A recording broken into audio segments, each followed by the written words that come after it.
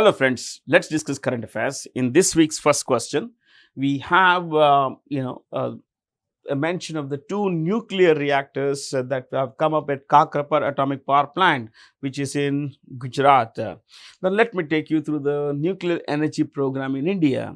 We have a total of 22. We have a total of 22 reactors, my friends, 22 nuclear reactors, and these are spread across 8 plants. Fair. And all of them have a total installed capacity of 7,400 megawatts. You also have to appreciate the fact that we have had this program since the late 1960s. The first nuclear reactor in India was the one that was set up in Tarapur, in Maharashtra. So the first nuclear plant we have had was in Tarapur in Maharashtra. So, but as of today, we have 22 reactors across 8 plants, and we are coming up with a lot of nuclear plants as well. We have one in Kudankulam in Tamil Nadu. So Kudankulam in Tamil Nadu. We have one in Karnataka as well, which is called Kega, K-A-I-G-A, Kega. There is no nuclear plant in Kerala, but in terms of the total share in electricity generation, nuclear energy contributes a little over 3.1% in India's total energy generation. Just about a little over 3% is the contribution of nuclear energy to India's total energy production. This is something that the government of India is looking at pushing up to about 10% in the near future, but that would call for a lot of investment. And as of today, investment is something that's hard to come by, given the negative aura that nuclear energy has. Nuclear energy is very useful, but it has its own problems in terms of radiation impact and all. So environmentalists worry that this could damage the societies, the communities that live by. They could be human communities, flora, fauna and all.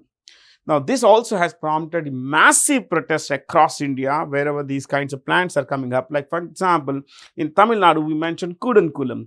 So, there have been huge protests around the Kudankulam project. Then in Jaitapur, which is in Maharashtra, Jaitapur in Maharashtra has seen massive protests by people living around. Now, look, there could be vested interest behind the protest. There could be genuine concerns. It's not for us to get into those kinds of issues. But please remember that we are on the right path as far as nuclear energy generation is concerned. In the same context, I'll also bring in some, another fact that the total energy generation, electricity generation in India, the biggest share is that of thermal source. That is, coal contributes the most, and coal is a fossil fuel which is environmentally damaging.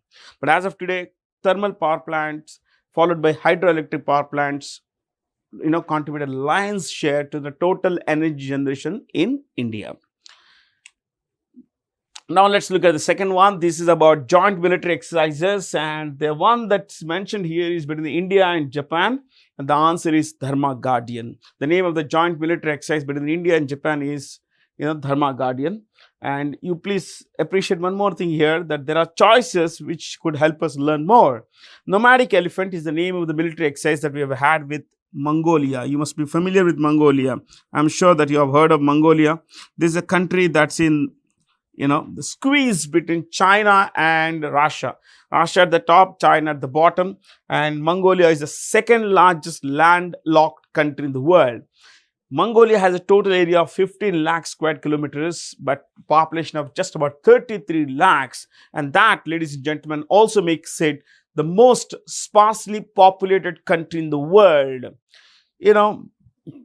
Mongolia, I mentioned, is the second largest landlocked country. So, which is the largest? The largest is this neighboring country, not exactly neighboring, but at one point, the boundaries of Mongolia and the other country, that's Kazakhstan, touch only at one point. They touch, that's the only place where that touch. It's about a 2 kilometer stretch. That's about it. So Kazakhstan and Mongolia are two landlocked countries, but Kazakhstan is the world's biggest landlocked country. It has an area of over 27 lakh square kilometers, and that makes it the world's biggest landlocked, followed by Mongolia. Now, Varuna and Garuda, I'm so sorry. Varuna and Garuda are two exercises we have had with France, military exercises with France. Let me bring in something here. Garuda is an Air Force exercise. As far as Varuna is concerned, it's a naval exercise. Okay. So between the navies of India and France, we have had a military exercise codenamed Varuna. And as far as Garuda is concerned, it was between the two countries' air forces. Vajra Prahar is one exercise we have had with the United States. Vajra Prahar. Another one with US is Yuddh Abhyas. So, Yuddh Abhyas. There we go.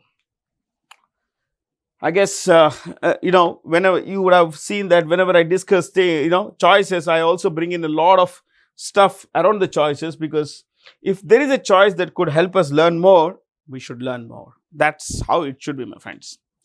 This is, Eton. Eton is from Namibia, and, he recently scored the fastest T20 century. He took 33 balls, just 33, my friends. Okay, and he scored this against Nepal. What about other forms? We have Test cricket, we have ODI cricket. So T20 fastest century has been scored by Eton against Nepal. But what about the ODI? The fastest century is scored by A.B. de Villiers. He scored, he is this South African, master blaster. He scored this, against West Indies. And he took, I think, 31 balls to score 100. Can you beat that? 31 balls he took to score 100.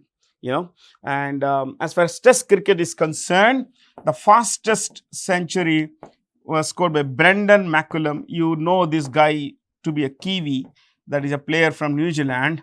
Brendan McCullum scored the fastest Test century. He took 54 balls and he scored this against Australia. So, there we go, guys. Okay. I think pretty good information there. I mean, we all love players who score pretty fast, and A.B. de Villiers, McCullum, Virat Kohli, Rohit Sharma, Babar Azam. These are players who are known to be pretty, big hitters, and they always have been entertaining. Let's go to this. And by the way, are you familiar with this country called Namibia? Last week we discussed that its president, Hage Geingob, had died. And this is a country in Southwest Africa actually. So it was ruled by Germany for a long time. Look at this. This is a map, and this map concerns this country here called Tuvalu.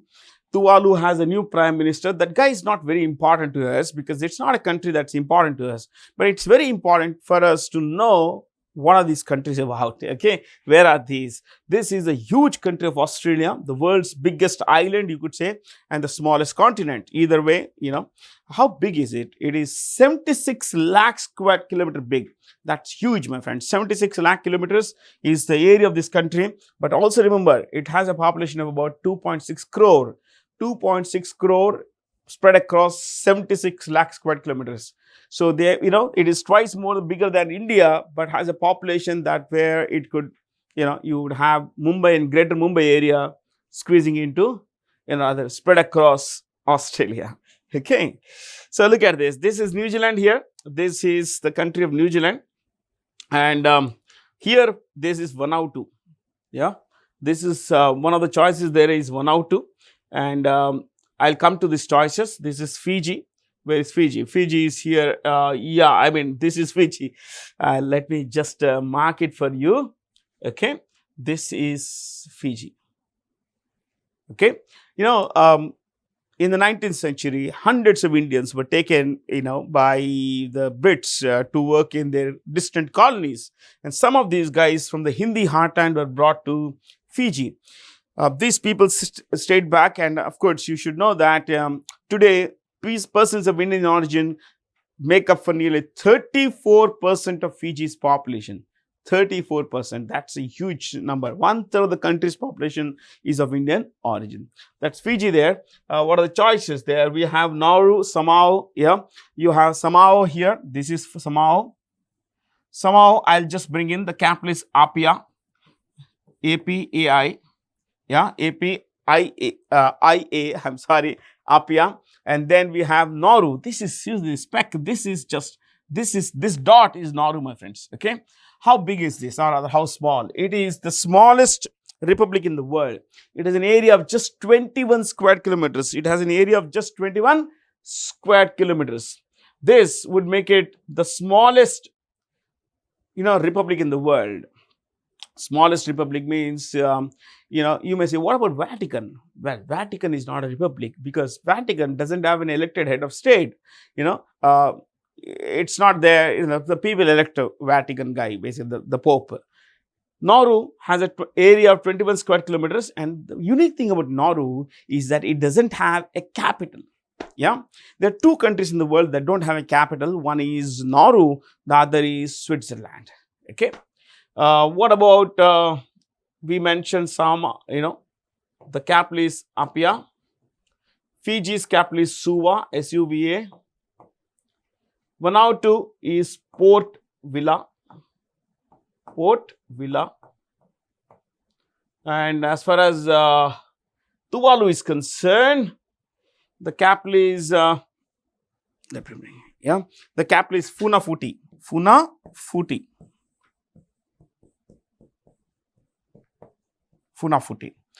It's a very small country, about 26 square kilometers. Just about 26 square kilometers is the area of Tuvalu. That, coupled with the fact that it has a population of just a little over 10,000. 10,000 population would make it the second smallest country in the world by population. So Vatican is, has the smallest population in the world, about a little under 1,000. 1,000 in Vatican would make it the least populated country in the world. Tuvalu, this one here. Tuvalu, this one here. You can see this. This is Tuvalu. Okay. Tuvalu has the second smallest population in the world, just a little over 10,000 people here. Okay. I guess you can learn a lot of good things, my friends. These are things that could help us learn, about the world that we live in. You see this here, this place here. I'll just come back to this place. Just remember this small island here, this one, okay, where I have drawn this line. This is called the Timor Island, Timor, Timor Island. And what you need to know about this place is that, the western portion of this country, I'm so sorry. The eastern portion of this country is East Timor. There is a country called East Timor, EAST, TIMOR, East Timor. The western portion is Indonesia. This is Indonesia. Okay.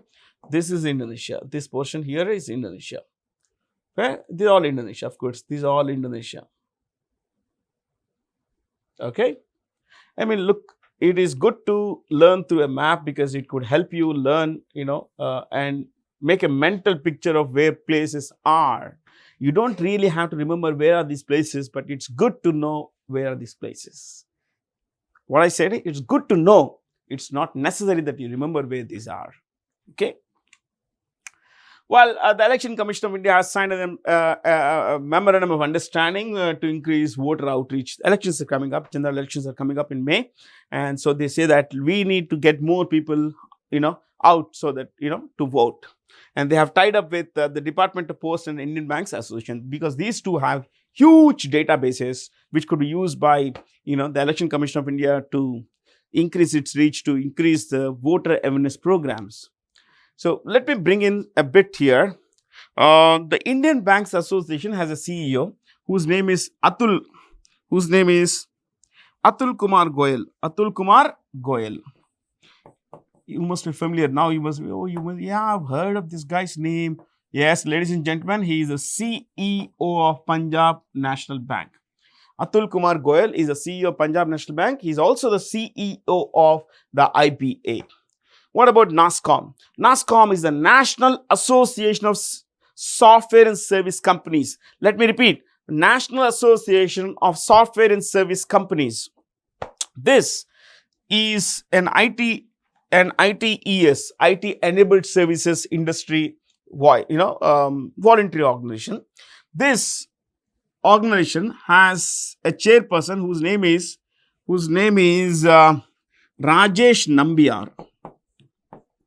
Rajesh Nambiar is the chairperson of NASSCOM. He is a chairman and managing director of Cognizant India. Cognizant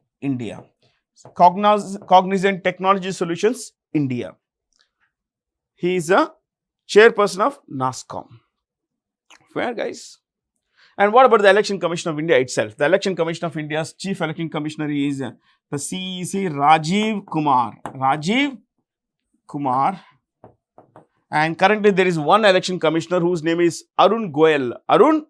G-O-E-L. Arun Goyal is one election commissioner. Usually there are two. There is currently only one. So we'll get on with the business here, my friends.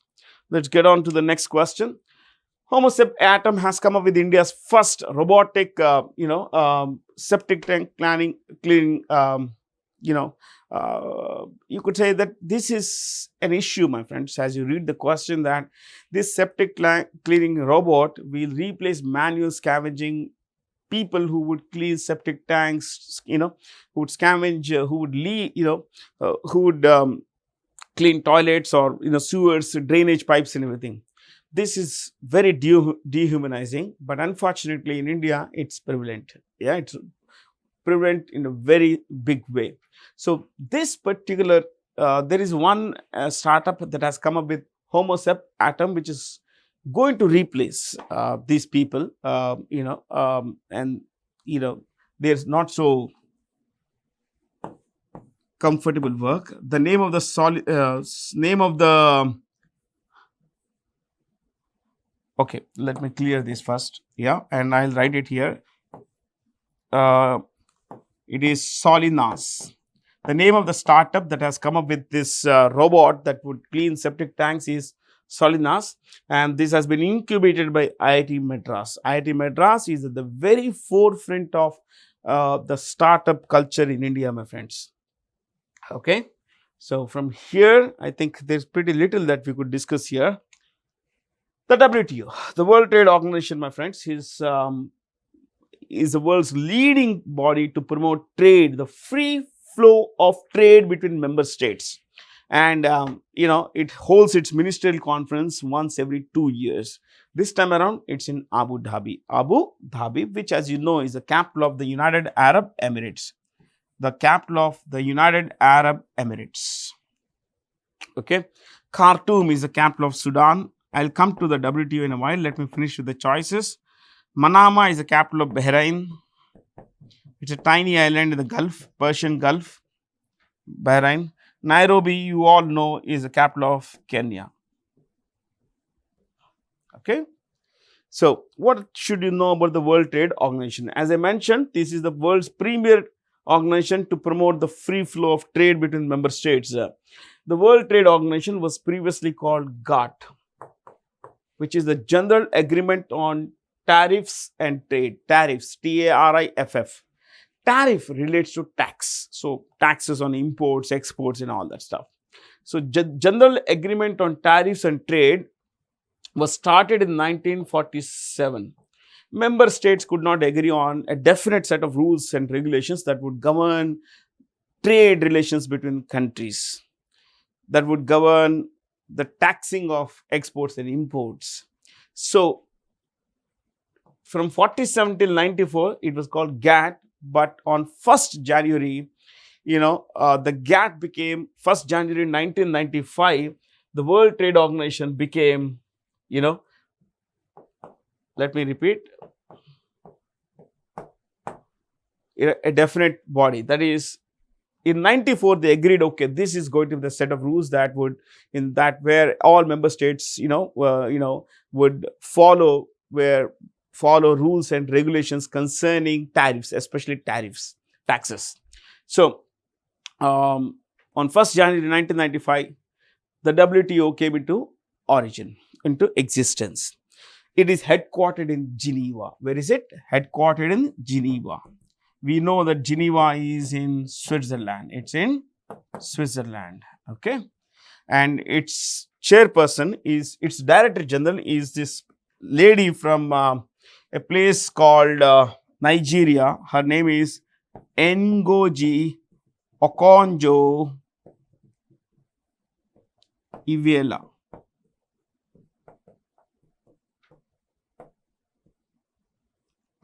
Okay. Yeah. Iweala. She's from Nigeria. She's the world's first African. She's the first African and the first woman Director General of the World Trade Organization. And it also is important for you to know that it has 164 members. As of today, 164 members. India is a founder member of the World Trade Organization, my friends. Okay. And I guess this is about it, my friends, about the World Trade Organization. Okay, there is again this question that we just mentioned, that who is the Director General of the WTO? Ngozi Okonjo Iweala. It's already mentioned. So, what about the choices here? Kristalina Georgieva is the Managing Director of the International Monetary Fund, Managing Director and CEO of the International Monetary Fund. Audrey Azoulay heads UNESCO. She heads UNESCO, which is the United Nations Educational, Scientific and Cultural Organization. Catherine Russell is the head of UNICEF, which is the United Nations International, Fund, okay, or United Nations Children's Fund. United Nations Children's Fund. Filippo Grandi is the head of what is called the UNHCR, the United Nations High Commissioner for Refugees. United Nations High Commissioner for Refugees. I guess this again pretty much covers the choices. So let's go from here. And by the way, where are these people from? Kristalina is from Bulgaria. She's from Bulgaria. Iweala, we mentioned, is from Nigeria. Azoulay is from France. Russell is from the US. And Grandi is from Italy. She's from, Filippo Grandi is from Italy. He is from Italy. Okay, this is about the non-executive, this is about the non-executive chairperson of Paytm, who resigned because of certain controversies that we mentioned last week. That's the guy who founded Paytm, Vijay Shekhar Sharma. Vijay Shekhar Sharma. What about the choices? This guy, Harshil Mathur and Shashank Kumar, started a company called Razorpay. Razorpay. Fair? Rahul Chari, Samir Nigam, and a guy called Burjin Engineer. I wrote through that. Rahul Chari, no issue. Yeah, plus Burjin Engineer. I need to make myself better in terms of writing here. They all founded, one company called PhonePe. PhonePe. Yeah, PhonePe. So, Burjin Engineer, Rahul Chari and Samir Nigam started PhonePe, which today is owned by Walmart. It's owned by Walmart. So, Vijay Shekhar Sharma is the lone founder of Paytm. Okay, here is Velen Subbaya, who is the head of Cholamandalam Finance. Cholamandalam Finance. He is also the vice president at another company, Tube Investments. But let's stick to this. Okay, he has been chosen as EY. EY is Ernst and Young, which is one of the four big four consulting and auditing companies. Ernst & Young Entrepreneur of the Year award was won by Velen Subbaya, who is CEO of Cholamandalam Finance. Cholamandalam Finance is a part of the Murugappa group. Okay, Murugappa group. You also need to understand something here, my friends, that these choices could help you learn lot more. And before the choices, what about a couple of more guys who could be brought in here. As far as the EY lifetime achievement is concerned, this time they gave away a lifetime achievement award. Lifetime achievement award. Okay. So when we discuss lifetime achievement, we should look at a guy called Venu Srinivasan. Again, a very familiar name, very big name in the world of Indian corporates. Okay. He is chairman emeritus of TVS Group. TVS Group. Venu Srinivasan, lifetime achievement at EY. EY Lifetime Achievement Award given to Venu Srinivasan. Let me bring in something more. The EY jury also gave away the EY Special Jury Award. Special Jury Award for lifetime achievement. Okay. And that went to Natarajan Chandrasekharan of Tata Group. Natarajan Chandrasekhar of Tata Group. Okay. So I just wanted to bring in something extra which is not part of this question, but any which way, you have learned some good stuff here. Let's go to the choices. Falguni Nair, as you know, is the founder CEO of Nykaa. Okay, a beauty products company. Sajjan Jindal is the chairperson of Jindal Steel. Jindal, Steel Works. JSW. Harsh Mariwala, chairperson of Marico. Now you would have got how the name comes, Marico, Mariwala company. Harsh Mariwala. Okay. Kiran Majumdar Shaw, she is the MD of Biocon. MD of Biocon. This is India's biggest biotechnology company, my friends. Okay. So from here, we could look at a few more things. I guess not just this, but some other question. Which Indian IT company has partnered with Nokia to deliver private wireless solutions to enterprises? Now, this is Wipro. Wipro and Nokia have joined hands to come up with the enterprise solutions, especially wireless solutions. What about Wipro's CEO?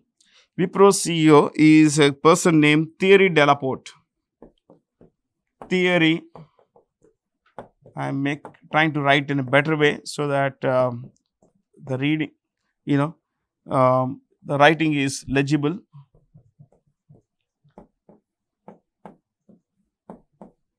Thierry Delaporte. TCS, India's largest software services company, is headed by Kriti Vasan. Okay. What about Infosys? Salil Parekh.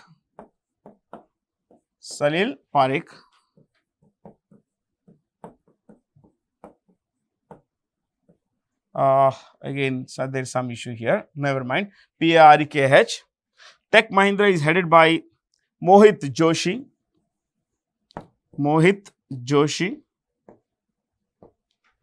HCL Technologies, C. Vijay Kumar.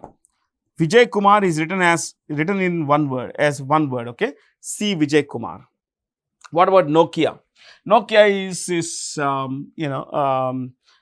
company that's headquartered in Espoo. As you know, Espoo is in Finland. It's mentioned there. Okay. Is it mentioned? Finnish. Yeah, Finnish. So, Espoo town, Finland, and it's run by Pekka Lundmark. That's the name of the CEO.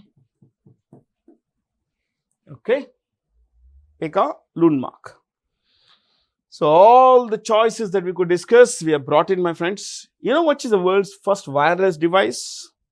Can you guess which is the world's first wireless device? And if you're watching this and you're reading, you are thinking about this world's first wireless device, if you're thinking, with your eyes in the air and everything, remember, it's the radio. The radio is the world's first wireless device, my friends. Okay? It is an easy question, actually. Look at this. It's a new bridge that's come up in Gujarat, and this is called the Sudarshan Setu. Sudarshan Setu is a double cable stayed bridge. You can see this. Yeah, they actually twist. Yeah, and this is in Gujarat. This is 2 slightly over. Let me use red here. 2.8 kilometer bridge overall, basically, and it's a 980 crore project. This is going to connect Oka, the town of Oka, with Beth Dwarka. Beth Dwarka is said to be part of Dwarka, and this is an island, and this island is also called Shankodhar. Shankodhar.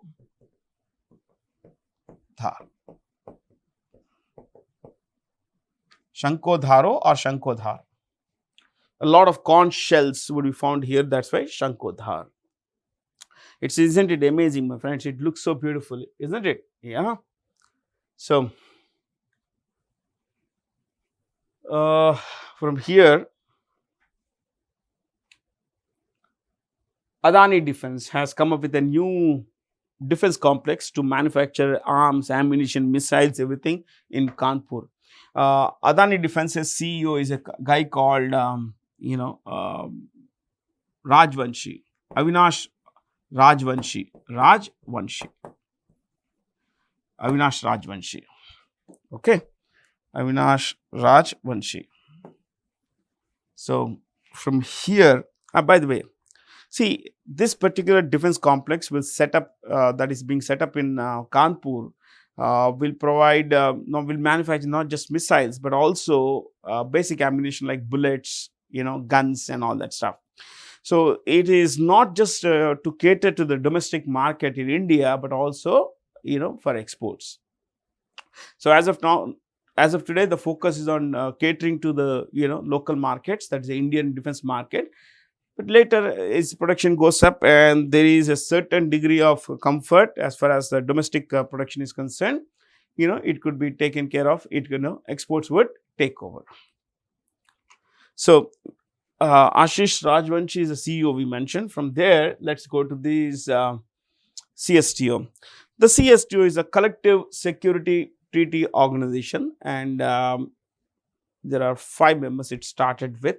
Okay, it started with 6 members, but one has opted out, that is Armenia. These are 5, these are 4, and this was the 5th one. The 6th one is Russia. What is it? Russia. Let me bring in a few things here. The CSTO was started in 2002.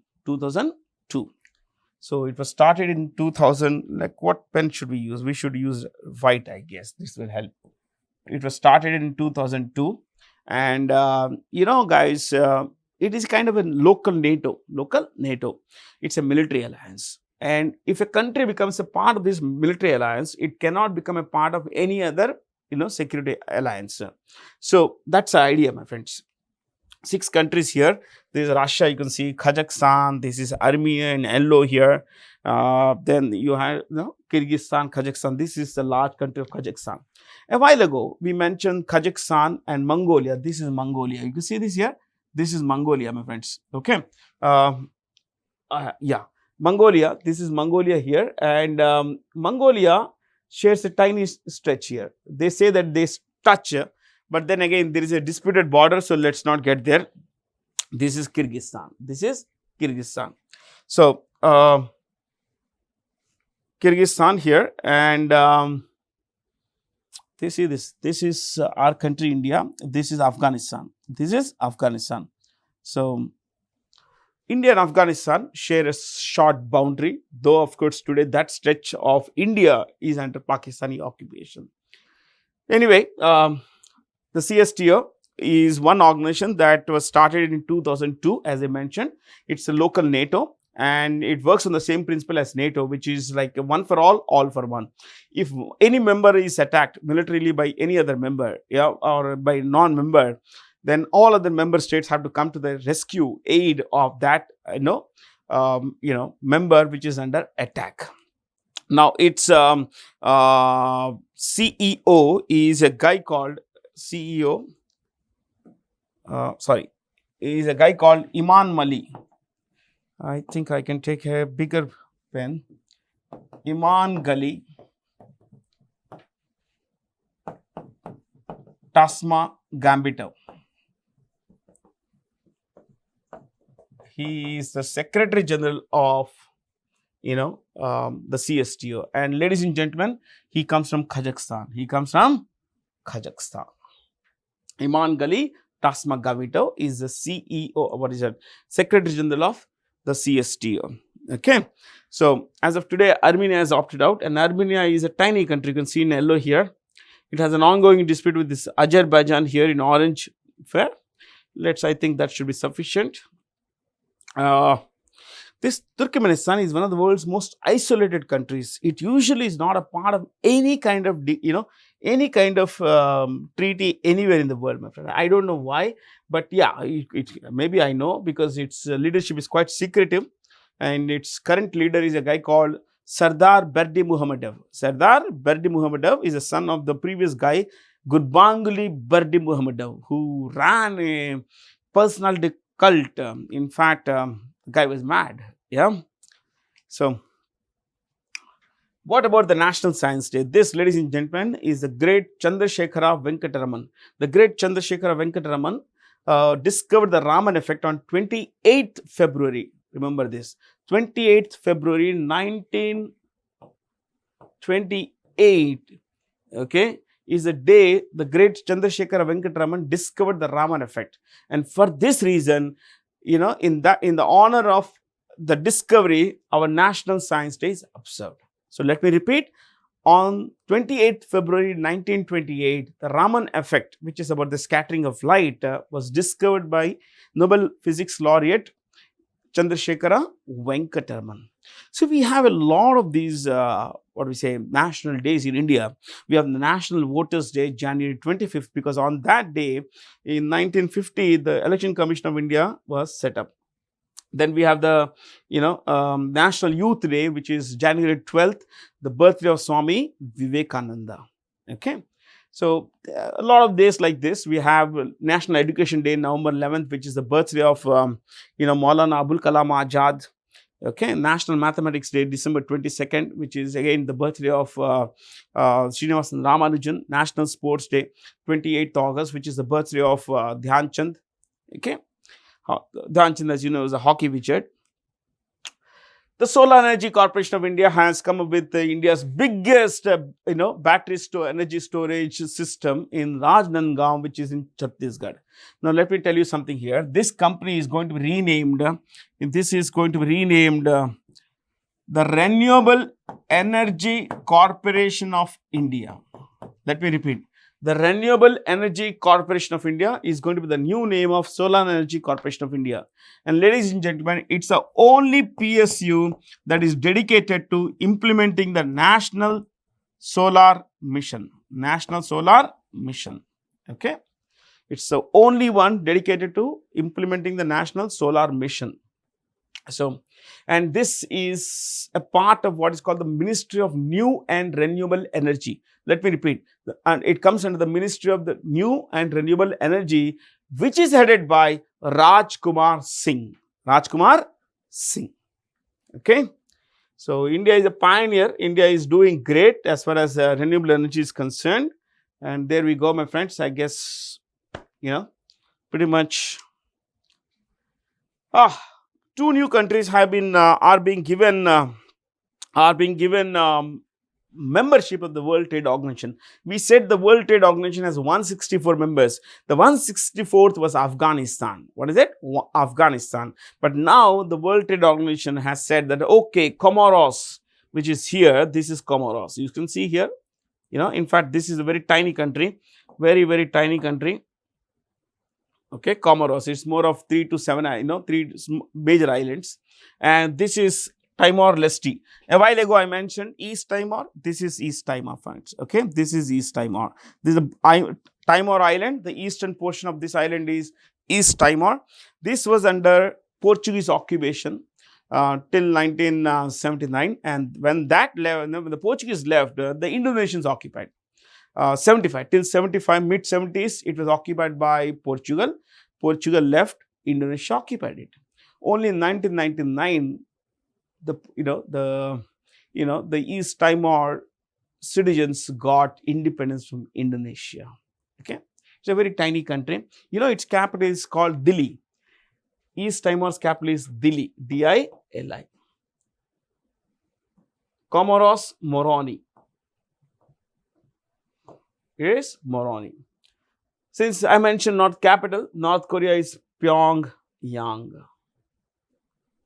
Pyongyang. Okay, so I think I should not write in red because red is not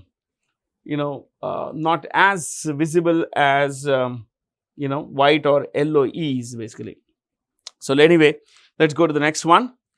India's first beachside startup fest has come up in Mangaluru, which is in Karnataka, South Karnataka. The name is Emerge 2024. Here, a lot of these, startups, especially involved in artificial intelligence, had come together. They set up their stores on, on the beach here there, and Mangaluru beach. And you should know that these kinds of festivals help in social networking.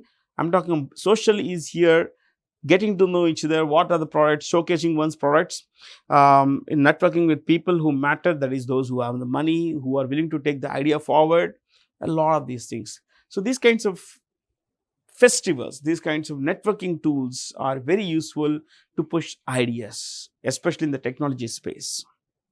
Okay. I just want to tell you that, there is one union territory that is spread across 3 states. So this is Pondicherry. Okay. This is Pondicherry here. Puducherry proper. Right below that, there is a small place called Karaikal. Here, Yanam, near Kakinada and Andhra Pradesh. In Kerala, there is a place called Mahe. So it's the only Indian union territory. It is the only union territory that is spread across 3 states. Mahe in Kerala, Karaikal, Puducherry in Tamil Nadu, and Yanam in Andhra Pradesh. Okay, and you know that Pondicherry was occupied by or ruled by France till 1954. The British left in 47. The French were there in Puducherry till about 54, my friends. Okay, the Pro Kabaddi League season just ended, and it was won by Puneri Paltan. See, these are the names of the teams that participated. I think there are about 10 of them, 12 of them, and they participated in the, they are the major teams. The defending champions were Pink Panthers of Jaipur Pink Panthers, but this time they didn't do well. And this time the tournament was won by Puneri Paltan, which defeated Haryana Steelers. Haryana Steelers lost. They are the runners-up, my friends. They were the runners-up. Okay. I guess there's not much to discuss here because I did not find much to discuss as far as Kabaddi is concerned. And, let's clear this. The IPL is also coming up. Yeah, this is a lovely map you can see here. Brian Mulroney was the Prime Minister of Canada. Canada cannot have a president, though I mentioned president. It cannot have a president because, it is not.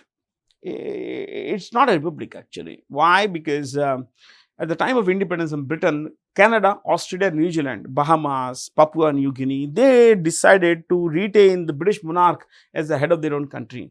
The British monarch is also the head of their own country. So Canada's British head of the state is the British monarch, King Charles III. So this is Canada. It's a pretty large country, the second largest country in the world by area, 99 lakh square kilometer plus. This is the United States, and the United States is, I think a couple of things are missing. One is Hawaii. Hawaii is missing here. Okay, it would come here actually. Hawaii would come here. Okay. So, this is Alaska, and, this is separated from Russia by just a narrow strait here, very narrow channel of water. This boundary line you can see here, this is a straight boundary line here, and then it goes through the, canals and all that, the lake, sorry. It is the longest boundary line between any two countries. The boundary line between Canada and and the United States is 8893 kilometer long, my friends. It's the longest boundary between any two, you know, any two countries. You see this huge, a huge boundary. The longest boundary that India has is with Bangladesh, which is about 4096 kilometers. Here it's seriously long, isn't it? Yeah. Okay, and here also you have to account for this boundary. This boundary plus this boundary is 8893. Okay, yeah. And Canada's Prime Minister today is a guy called Justin Trudeau. You're all familiar with his name, Justin Trudeau, Trudeau, Trudeau. Okay, so let's go. And this is Greenland. It's owned by Denmark. Okay, in which places is the government of India coming up with semiconductor units, chip making units, all these three places. In Sanand, the government of India is coming up with this particular unit, with Micron, this giant, multinational company, chip maker, is setting up a 11,000 crore plant in Sanand, Gujarat. Morigaon in Assam is where the Tata, Tata, semiconductor company, it's called Tata Semiconductor Test and Assembly Plant. That's the name, Tata Semiconductors. As far as Dholera is concerned, the Tata Group, Tata Electronics plus PSMC, I'm so sorry. It should be PSMC, okay. What is PSMC? I think today something is wrong, any which way. So, is Power Chip Semiconductor Manufacturing Company. Tata Electronics has tied up with a Taiwanese company called Power Chip Semiconductor, Manufacturing Company to set up a 91,000 crore plant. How big? 91,000 crore plant in, Dholera, Gujarat. So, it's 91,000 crore they are going to invest in this place. You see, PSMC is one of the world's leading chip makers. So, three different things. One multinational Micron here, other one basically Dholera, which is a joint venture between the Taiwanese and then an Indian company. And of course, it's Tata Semiconductor Test Company is setting up a plant in Assam, Morigaon. Okay. So, the government of India is going big, going big with these companies. We want to turn the country into a chip hub. Okay, here it is. Taiwan, again, I think we don't need to worry too much about this. We just mentioned this. Taiwan semiconductor, power chip semiconductor. So, I think we just mentioned this. So, let's get on with this business. Okay. Just remember one thing. Vedanta is one company that is run by Anil Agarwal. Anil Agarwal, he, my friends, is a guy who started Vedanta. He started Vedanta. He started a company called Sterlite Industries, and then went on to buy a large number of public sector companies like Bharat Aluminium, Balco, Hindustan Zinc. Okay, and today is one of the world's biggest metals companies. So, from here, let's go to the next one. Yeah, Frank Knight Wealth Report, which is the world's leading luxury residential market. Mumbai comes in the 8th place. The biggest luxury market is, Manila. World's number one residential luxury market is Manila. Where is Manila? Manila is a capital of Philippines. It's a capital of Philippines. The world's number one is Manila. Number two, I should not put dots, because when you put dots, the ranks, they become serial numbers. So, 1, 2 is, you must be familiar with a place called Dubai, isn't it? So, Dubai, number 2 is Dubai. And number 3 is a place called Bahamas, which is a small island in the Caribbean Sea.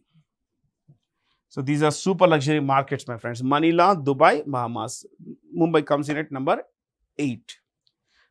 There's a lot of wealth, and a lot of wealthy people go to places which are, which are not just good for living. See, Manila is not good for living, but end of the day, it's money. It's, investment. It spikes in a few years, and that is where people make money. So SoftBank Group has announced shaving of its investment in Paytm. Paytm has had its fair share of problems, especially concerning money laundering, know your customers, and all that stuff. So this SoftBank had earlier invested hundreds of billions of dollars in Paytm. Now it's trying to, wean away its reduce its investment. This SoftBank is owned by a guy called Masayoshi Son. Masayoshi Son. He is the chairperson of SoftBank Group. It's a huge investment company. It's into telecom, artificial intelligence, robots. It's into, e-commerce. It's a huge investment, my friends. Okay. It owns a large stake in Yahoo Japan, Yahoo, US. So it's not an ordinary company, my friends. Okay, who is the first Indian business person to have received an honorary knighthood from King Charles III? The question is a bit tricky. The answer is Sunil Mittal. It's highlighted there, but you need to understand something here. This guy is Sunil Mittal is the first Indian to receive an honorary knighthood from Charles III. But have there been other Indians? Have there been other Indians who received honors from, previously? Yes. Previously, 3 Indians. Ratan Tata. Ratan Tata. Then Jamshedji Irani. Okay. People, and of course, the great musician Ravi Shankar. They had also received knighthood, but the difference is they all received knighthoods from the British monarch Queen Elizabeth II, whereas from Charles, this guy is the first. That's the difference. Okay. Now, who are these people? Cyrus Poonawalla is the CEO of Serum Institute of India. Serum Institute of India, the world's biggest vaccine maker. Shiv Nadar, founder, chairman emeritus of HCL Group. Mukesh Ambani, is the chairperson of Reliance Industries Limited. Dilip Shanghvi, Sun Pharmaceuticals. He is the chairperson of Sun Pharmaceuticals. Okay. So I think it's good to know a bit about each of these choices. That's where people like me, your teacher, comes into play. We at times believe that the more we give in terms of choices, the better for our students. So that's about it. I guess, it clears and it shows that the smiley at the end of it all. We always have this. It is good that you learn. And please make sure that you keep learning, you share, stay curious, have a lot of fun. Thank you for being here. Thank you.